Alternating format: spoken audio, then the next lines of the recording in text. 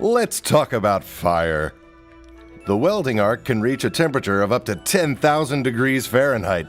Do you know how hot that is, David? It's really hot. Think the arc is the main fire hazard? Think again. The fire hazard comes from the sparks and spatter of molten metal created by the arc. You know the pretty orange lights and sparkle that happen when welding? That's what I'm talking about.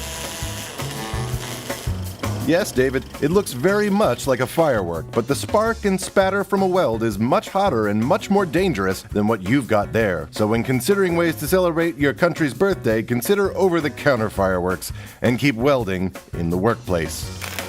Did you know that sparks and spatter can spray up to 35 feet from the area in which you're welding? You've got to remove or protect any flammable material within a 35-foot radius of where you'll be welding. Is any fire dangerous? You bet. Does every fire start in a burst of flames? Not a chance. A spark that comes in contact with flammable or combustible material can smolder, burning the material slowly over time. You might not notice it at first, like the girl in the movie who wears glasses, until she takes them off and you realize, whoa, she's hot. While you're welding, your workpiece can become extremely hot, so make sure it's not in contact with anything flammable that may burn when heated. Some materials that can turn your workplace into a disco inferno are solids such as wood, cardboard, and paper. Watch out for those wooden pallets that materials come in. Those are always lying around work sites. Liquids like gasoline, oil, paints, and thinners. Used rags gather quickly and often go ignored. Remember, they could be soaked in highly flammable liquid. Gas like acetylene, propane, and hydrogen. But these are just a few examples, so keep your wits about you. If you don't know whether a substance in your workplace is flammable or not, how do you find out? Not like that, David. Contact the head honcho, the big G's, the top dog, and get approval. If the material is flammable, you better remove it. If you can't remove it, protect it. How do you protect material that can't be moved? Carefully. Use a piece of sheet metal or a fire-resistant blanket and don't cut corners.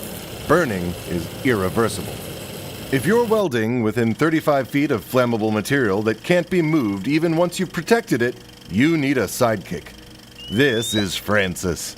He'll be your fire watcher. He'll watch where your sparks are flying and grab a fire extinguisher or sound the alarm if things go down. Which they won't, because you've removed or protected every potential hazard, right, David? I know you did. You and the fire watcher need to stick around a full half hour after welding is complete to make sure there aren't any smoldering fires you didn't see. This is a great chance to work on your small talk.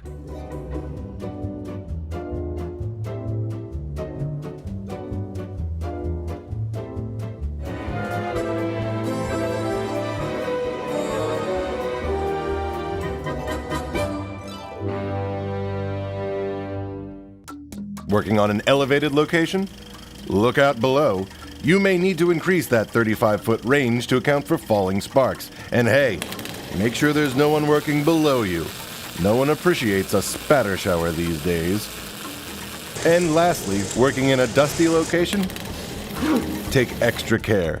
Under certain conditions, fine dust particles may be combustible and can burn without warning. Guess what? That's called a flash fire. Or worse yet, an explosion. Know your welding environment.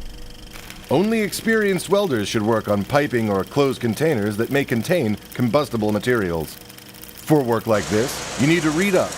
I recommend starting with the American Welding Society document F4.1, Safe Practices for the Preparation of Containers and Piping for Welding and Cutting.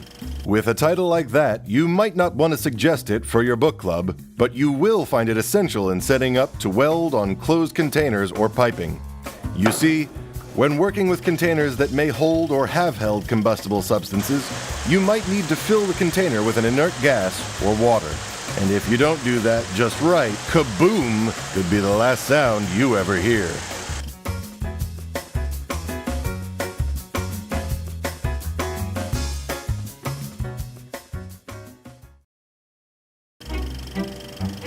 Let's review some basic fire safety.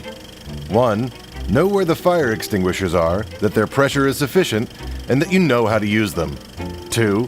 Know where the fire alarms are. And 3. Know where the fire exits are. No fire extinguishers around? Make sure there's a fire hose with water pressure, sand buckets, fire-resistant blankets, or other firefighting equipment. Welding without appropriate firefighting equipment on hand is like showing up to book club without reading the material. You'll look like a jerk, and you won't get invited back. Or in the case of fire and explosion safety, it could be much worse. Step 1 of basic fire safety: be prepared. Let's take a look at Step 2. This is a panic button. As we all know, the first rule of any emergency is do not panic. David!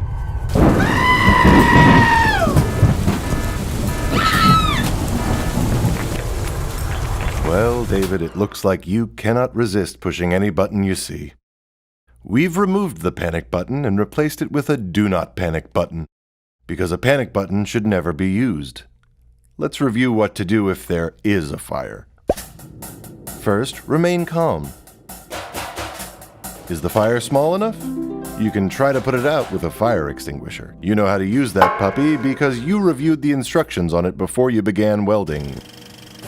Always aim the fire extinguisher at the base of the fire on the material that's burning, not on the flames. If the fire is too large, call the fire department, sound the fire alarm, and let the other workers know. Shut off your welder and get the heck out of there. David, you've taken the do not panic idea to the next level. Thanks. Very helpful. Most fire safety precautions are common sense, but you may need additional safety training and certification depending on the job. Consult your employer or safety director.